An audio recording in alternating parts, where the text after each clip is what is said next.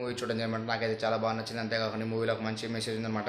అంతేకాని మూవీలో యాక్టర్స్ వచ్చారు మన విజయ్ గారు అండ్ అజయ్ గారు అండ్ అంతేకాకుండా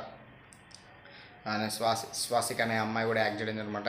అండ్ మూవీ ఒక మంచి ఫ్యామిలీ ఎమోషన్స్తో కూడుకున్న ఒక మంచి బ్యూటిఫుల్ స్టోరీ అని చెప్పొచ్చు అనమాట. ఇలాంటి స్టోరీస్ మనం ఫ్యూచర్లో చాలా మూవీస్ అయితే చూసుండకపోవచ్చు ఇలాంటి మూవీస్ అయితే. అంతేకాకుండా ఈ మూవీలో మనకు స్టార్టింగ్ నుంచి మనకి ఏడా బోర్ కొట్టదు.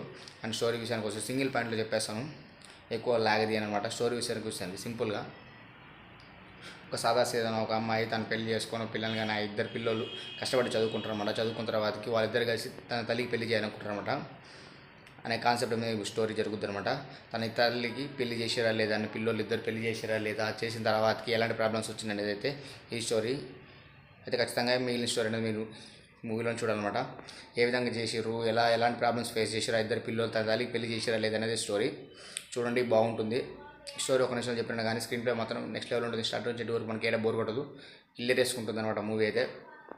అండ్ ఫైనల్లీ ఓ పాయింట్ చెప్పొచ్చు ఏంటంటే ఇలాంటి మూవీస్ మనకు చాలా చాలా రావాలన్నమాట. మన విజయ్ ఆంటోనీ గారు అయితే ఈ మూవీ సబ్జెక్ట్ తీసుకోవడం చాలా చాలా బాగా అనిపించింది అనమాట. ఇది ఒక మంచి మెసేజ్ మూవీ అని చెప్పొచ్చు.